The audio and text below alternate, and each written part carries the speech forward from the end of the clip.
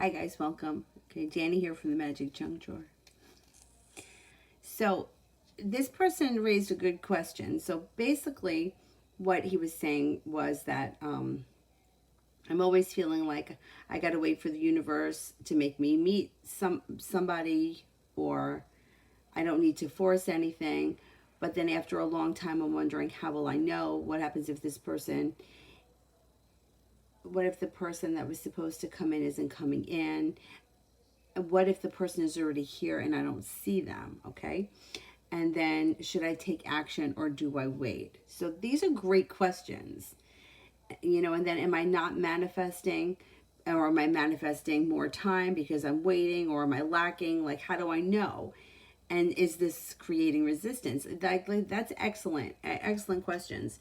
So, like, this is how what I think of when we think of resistance. Or if you're the kind of person that is just putting out into the universe, like I'm hoping, or I want to cultivate a new love relationship, or I want love opportunities in love. All those questions that he was asking, I don't think any of them are building resistance. I think that that's fine. What I think builds resistance is when we're focused on one person, or we have an idea of like who's supposed to come in, like when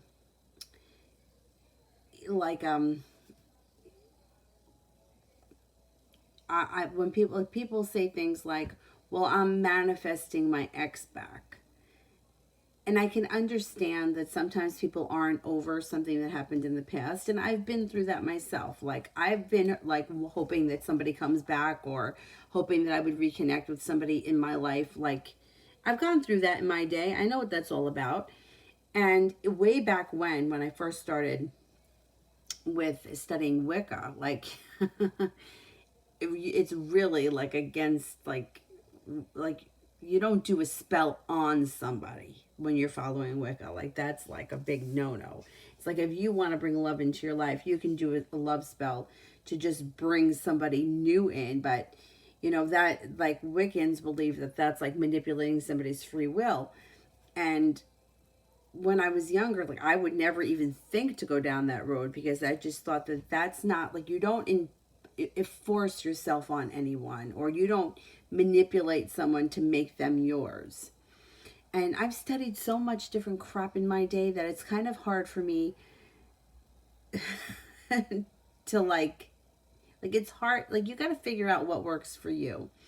And the unfortunate part about most people that want to go back with their ex, I hate to say it, but they're lonely and they want to be loved, and they're looking for somebody who's around and it's familiar. Most of the time, they're not remembering the shitstorm that it was. There's a reason why it ended. And I'm not saying that you can't go back with somebody and it can't be good, because it can be. But two people need to be doing the work on it. Those situations, I feel, build a lot of resistance, because it's a situation where one person wanted out, and that's why the relationship ended. And now you're trying to call back somebody who doesn't want to be in the relationship. And resistance builds when your mood is based on whether or not this person has texted you. Like, it's like your whole life revolves around manifesting this ex back, or this specific person back. And I feel like resistance builds around that, because it's like constant. It's like, why hasn't he called? Why isn't he called? Why isn't he called? When is he going to call? When is he going to come in and give me love? When is he going to come in and give me love? All of that builds a lot of resistance. But asking questions like, well, what if this person is around me and I don't realize it? That's actually a really good question to ask. That's really a good question, because putting out into the universe, the person I'm supposed to be with could be in my world and I don't even know it yet. Like, imagine that. Like, imagine if this person is somebody who you sit on the bus with every day, or they make you coffee at the coffee shop every morning. Like, that's like exciting stuff. That's not, I don't think that's building resistance at all. I think that those questions are really great questions to ask. I think it's also putting it out into the universe, like, Maybe this person's already in my world. Maybe they're here. Maybe I'm waiting for someone to show up who's already here. Like, imagine that. Like, that's great stuff. I think that resistance is more of like, I want to be with you. I need to be with you. But I love you. But you're my soulmate. But we have to be together. Like, that's resistance. When you let go of something and you're like, okay, there could be somebody really great in my life right now and I don't realize it. Like, that is perfect. That's what you want to do. I think that that's great. And it's the same thing with like, well, let me see what else was said here. I want to make sure that I get it, because those are good questions. That's not, I don't think that that's putting resistance at all. What I think the resistance is like when you're so desperate to be with somebody. Like, I remember when I was in my late 20s, I was like, I wanted so badly to like get married. Like, all everybody was getting married, and like that was like a desperate kind of energy. And then I got over it pretty quickly. I was like, I like the actual marriage thing to me is not so important. Um, like that kind of like faded for me quickly. Like the actual getting married in a church part faded for me quickly. I kind of got past that quickly. But that kind of desperation, and I've seen people, and I've even read for people where like they would say to me, you know what, I knew at the time that I shouldn't get married, but it was like I was almost 30. My friends were all getting married. He was available, and I just went through with it like the whole way. Or even while I was planning it, I wasn't convinced I was going to go through with it. Like, I've had people tell me these kind of things, or people like they're newly married and then they're like they want to go home to their parents. Like, I've had that, I've read for people like that. Like, that to me is resistance and desperation. Like, when you act out of a place of desperation, like, oh my god, I need someone, or I don't care who it is, it just has to be someone. I'll go back, I'll grab my ex. But then you go back with your ex and you're like, oh, well, it's not really that great, and you're like, well, let's see who else is around, but I'm going to kind of keep him here because I don't want to be alone for 5 minutes, so I'm going to stay with him until I have somebody else that I could jump into. Like, that is kind of, it's a low resistance, it's like low frequency but high resistance, because you got so much going on that isn't right for you, but it's blocking things that could be right. It's hard to manifest somebody new when you're in a committed relationship that you don't want to be in, because there's that's like a big thing. That's a big block. You got to go home to this person, or you got to spend all your time with this person. But the questions that this person asked, I actually think that those questions are great. They're great. Like, when is the universe going to bring it to me? Or just being open to the universe is going to bring me somebody. The universe is going to allow this to happen for me. And I'll know it when it happens. And once again, back to the the confidence that comes from within. I don't need somebody else's love to make me happy. Like, we all want to be loved because we're human, but the more desperate we are for that love, the further we push it away. The more that it's like, you know what? I'm okay. I'm a whole person. I'm a whole person with or without anybody else. That breaks down the resistance. And I think that with men, it's a little bit easier, only because women have always been fighting the biological clock thing. I mean, always. That's why I think it's a little bit different when like with men and women, because men don't have that kind of pressure where women start to feel it. Not that there's no guarantees. Like, you could be 20 and have trouble having children, and then you could be 50 and you can, like Janet Jackson, and have a baby. So like, age doesn't really matter. Like, that's the thing. It's like you're looking for logic in something that's illogical, or you're looking for like everybody else is doing it, so I should be doing it too. Like my life should be where their life is. But you don't really know what's going on behind closed doors. So just being open to, you know what, the universe is going to take care of it. I don't have to worry about it. The perfect person is going to show up. And having that kind of attitude really starts to open doors and break down resistance. But those questions that were asked, I don't think that those questions are building resistance. I think what builds resistance is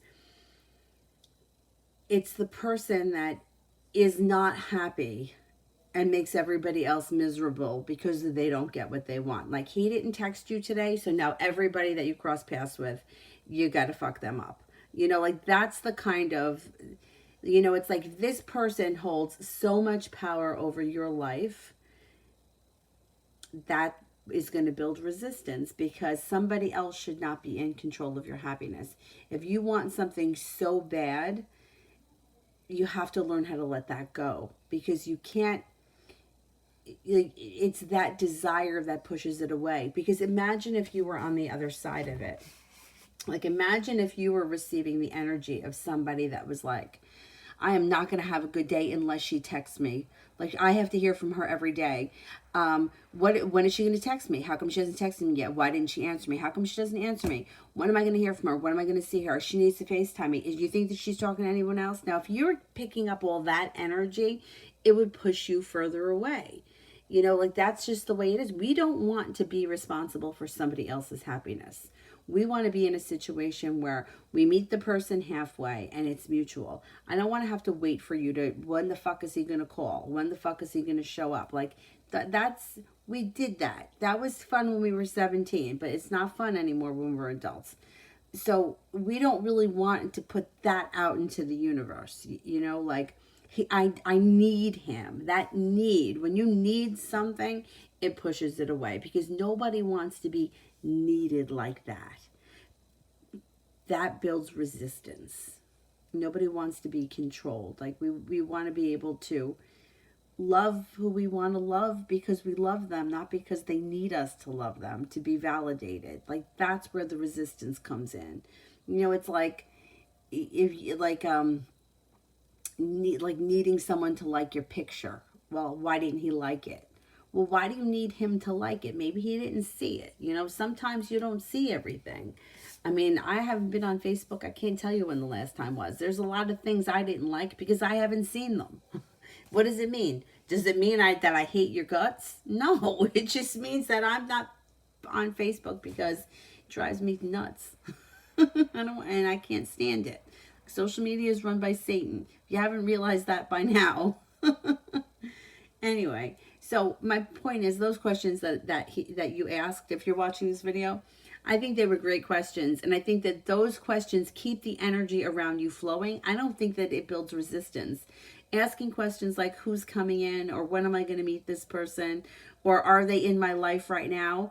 Like, those, like the what if questions, like, what if I already know this person? What if this person's in my everyday life? Like, how awesome would that be if it was like my best friend? Like, that would be great, right? Like, those all of that stuff, and being open to those kind of possibilities is great. I don't think that it creates resistance at all.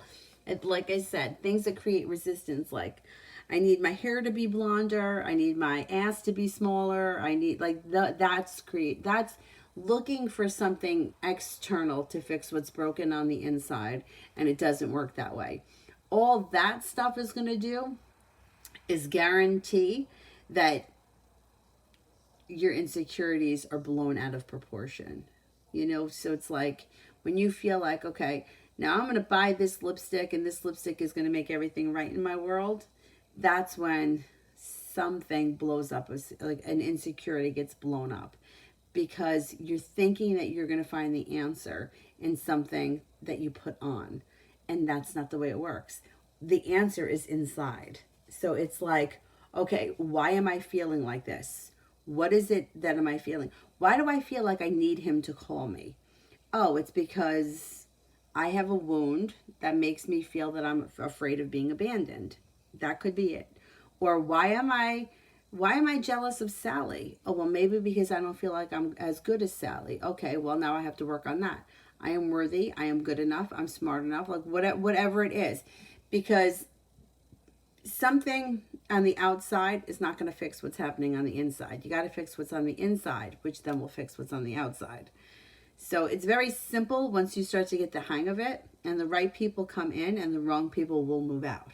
Because you don't want to be in a broken place with a broken person just because you don't want to be alone, right? Or go back to something because it's better to be back in a miserable situation than it is to be by yourself. Because all that's going to do is bring up everything that went wrong in that situation the last time, right? We want to wipe the slate clean, and we want to call in something higher so that the relationship is of a higher level and we're not going backwards, we're moving forwards. Which is not to say that sometimes a relationship with somebody from the past can't work. It can. But you can't just put a Band-Aid on it, and convince the world that it's perfect. It's like you have to really do the work on the inside. And it's unfortunate, but most people don't want that. They want a quick fix. They want to grab, okay, I have him and he'll be good until the next person shows up.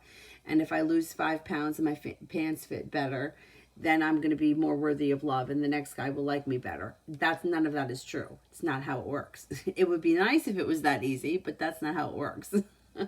So, no, anyway, like I said, I think that your questions were great. And I think asking those questions actually keep the energy flowing and not stagnant.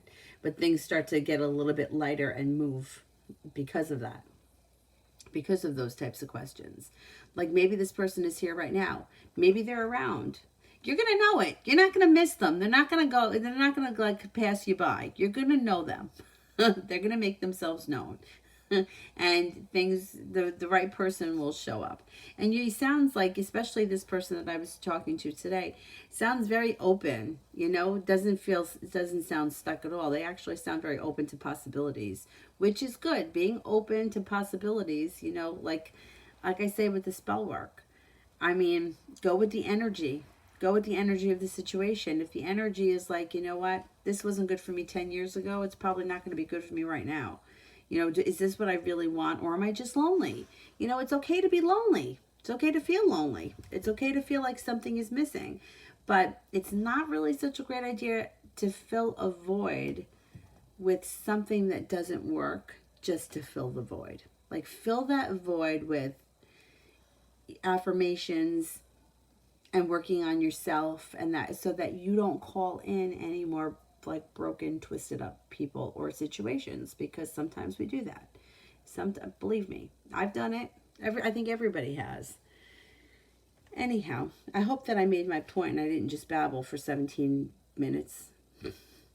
Anyway, if you like what we're doing here at the Magic Junk Drawer, subscribe, like, and share us with your friends, and we'll see you soon. Thank you. Bye-bye.